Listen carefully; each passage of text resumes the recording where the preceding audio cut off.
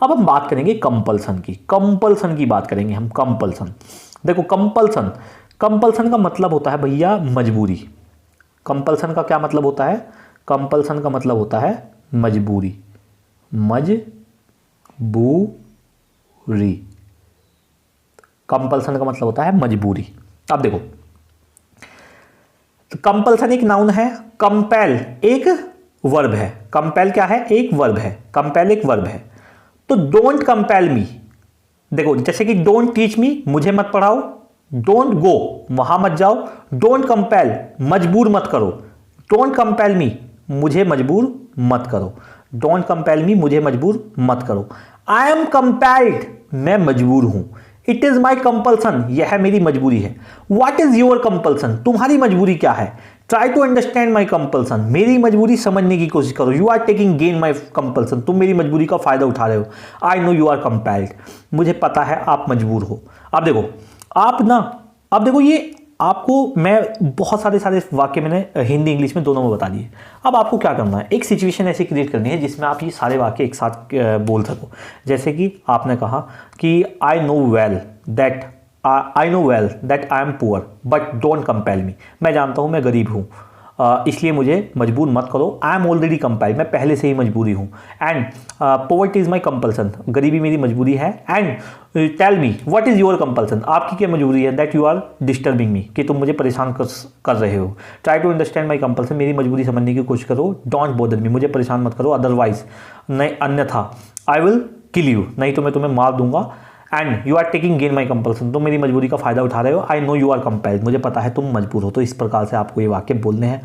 अब मैं आपको एक फॉर्मेशन ऐसी बताता हूं, इतनी इंपॉर्टेंट फॉर्मेशन मैं आपको बताने जा रहा हूं, जिसके बाद आप कम से कम आज, और कुछ करो या ना करो, इन वाक्यों को आपको रिवाइज करने हैं। और आप देखना, मैं अगर कहूं तो इतना ज़्यादा इंग्लिश स्पीकिंग में इन वाक्यों का प्रयोग होता है, इतना ज़्यादा स्पीकिंग में प्रयोग होता है कि आप एक बार सीखने के बाद हजारों लाखों करोड़ों अरबों वाक्य इनसे बना सकते हो। और आप एक बार इन्हें सीख गए ना, तो मैं गारंटी लेता हूं फिर आप कहीं पर भी इंग्लिश, चाहे अखबार में हो, मूवीज में हो, आपको ये एकदम पहचान जाओगे कि ये तो हमें पता है कैसा है।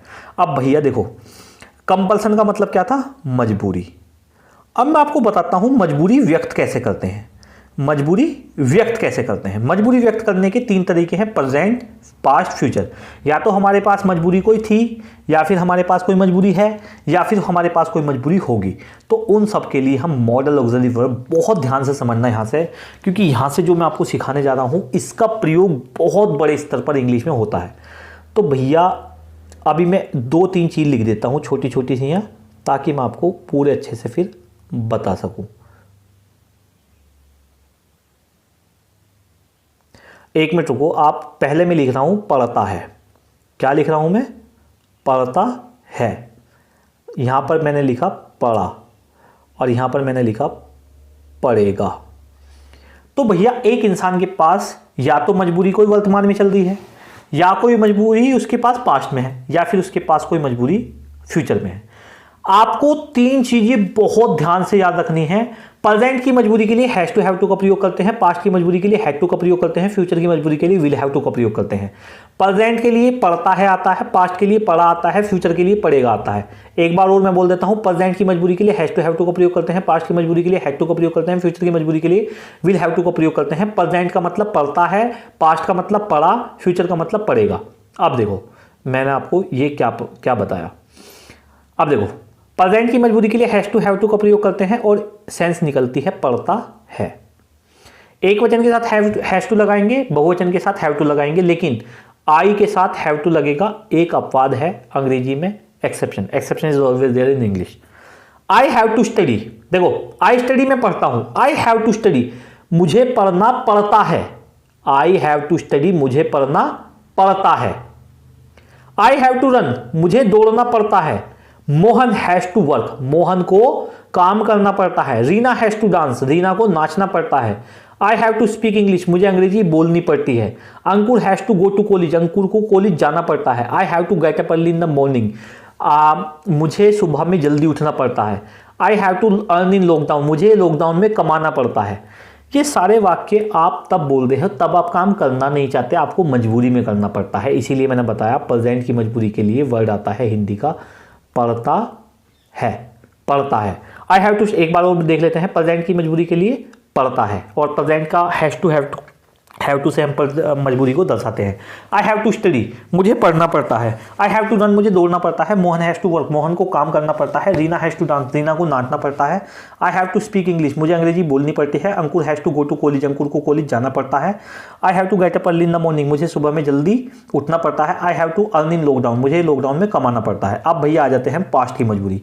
पास्ट की मजबूरी को मैंने बताया आपको पढ़ा, पास्ट की मजबूरी को हम पढ़ा से बताते हैं।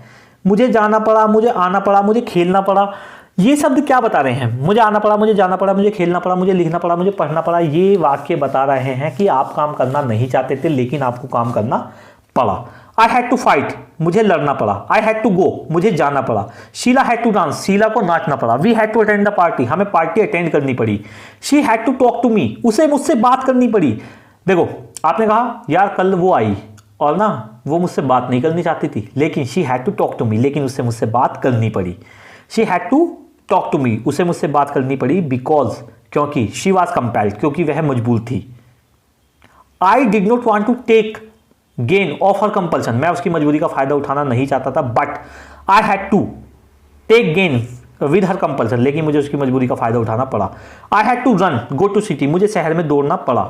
We had to speak English, हमें अंग्रेजी बोलनी पड़ी। I had to teach you yesterday, मुझे तुम्हें कल पढ़ाना पड़ा। एक बार और देख लो, पास्ट की मजबूरी के लिए पड़ा आता है जब कोई काम आप करना नहीं चाहते थे लेकिन आपको करना पड़ा वो काम, है ना, पास्ट में। आई हैड टू फाइट, मुझे लड़ना पड़ा। आई हैड टू गो, मुझे जाना पड़ा। Sheela had to dance, Sheela को नाचना पड़ा। We had to attend the party, हमें पार्टी में शामिल होना पड़ा। She had to talk to me, उससे मुझसे बात करनी पड़ी। I had to run go to city, मुझे शहर में दौड़ना पड़ा। We had to speak English, हमें अंग्रेजी बोलनी पड़ी। I had to teach you yesterday, मुझे तुम्हें कल पढ़ाना पड़ा। विल हैव टू, देखो ये मैं थोड़ा सा फाउंडेशन बैच में भी आपको पढ़ा है, लेकिन भैया एडवांस बैच में अगर आप ये दोबारा पढ़ लोगे, एक बार रिवाइज हो जाएगा, क्योंकि 3-4 क्लासेस में थोड़ा सा रिवीजन होगा, लेकिन उसके बाद क्योंकि मैं चाहता हूँ आपको इतनी बार ये रूल इतने बार दिमाग में आ जाए, इतने बार दिमाग में आ जाए, जब भी आप बोलना चाहो कि आपके मुंह से आराम से निकले, आपको सोचना नहीं पड़े। मैंने आपसे कहा कि तुम्हें जाना पड़ता है, यू हैव टू गो। तुम्हें लिखना पड़ा, यू हैव टू राइट। तो इस तरह से तुम्हें सोचना नहीं पड़े। तुम्हें कल आना पड़ेगा, you will have to come, तुम्हें आना पड़ेगा, ठीक है ना। तो भैया फ्यूचर की मजबूरी के लिए विल हैव टू का प्रयोग करते हैं और इसका आता है हिंदी पड़ेगा।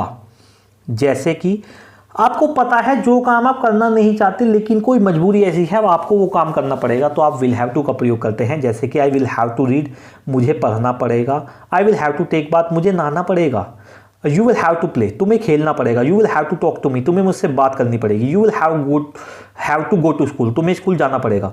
We will have to take exercise, हमें एक्सरसाइज करनी पड़ेगी। Raju will have to do this, Raju को करना पड़ेगा। Priya will have to speak on podium, Priya को पोडियम पर बोलना पड़ेगा। एक बार फिर से सुन लो, I will have to read, मुझे पढ़ना पड़ेगा। I will have to take bath, मुझे नहाना पड़ेगा।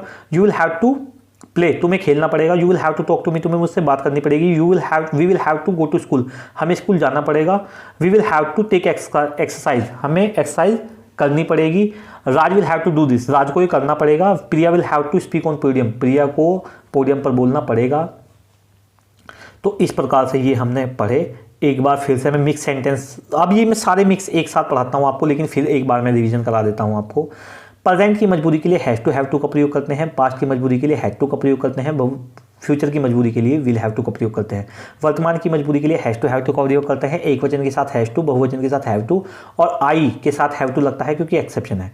पास्ट की मजबूरी के लिए हैड टू का प्रयोग करते हैं। फ्यूचर की मजबूरी के लिए विल हैव टू का प्रयोग करते हैं। प्रेजेंट के लिए पढ़ता है आता है, पास्ट के लिए पढ़ा आता है, फ्यूचर के लिए पढ़ेगा आता है। अब हम चलते हैं मिक्स सेंटेंस पे। इंग्लिश लिखी हुई है, आपको इन सेंटेंस को देखकर इनकी हिंदी बतानी है। तो ये पहला सेंटेंस हमारे सामने आया, I have to speak English. Have to तो हमें पता है प्रेजेंट का है, प्रेजेंट के लिए पढ़ता है आता है, तो I have to speak English, मुझे अंग्रेजी बोलनी पड़ती है। हैड टू तो हमें पता है पास्ट के लिए आता है और इसके लिए पढ़ाएगा। You had to come here, तुम्हें यहाँ आना पड़ा। We will have to wash the cloth, हमें कपड़े धोने पड़ेंगे। क्योंकि विल हैव टू है भविष्य की मजबूरी है, हैज़ टू वर्तमान की मजबूरी है, पड़ता है सेंस निकलती है, he has to do his homework, उसे उसका काम करना पड़ता है। They will have to come my birthday party, उन्हें मेरी बर्थडे पार्टी में आना पड़ेगा, क्योंकि विल हैव टू है, हैव टू आया है, पड़ता आएगा। I have to love her, मुझे उसको प्यार करना पड़ता है, मैं उसको प्यार करना नहीं चाहता लेकिन मुझे उसको प्यार करना पड़ता है। You had to go there, तुम्हें वहां जाना पड़ा, you had to go there, तुम्हें वहां जाना पड़ा। You will have to love me, तुम्हें मुझे प्यार करना पड़ेगा, you will have to love me, तुम्हें मुझे प्यार करना पड़ेगा।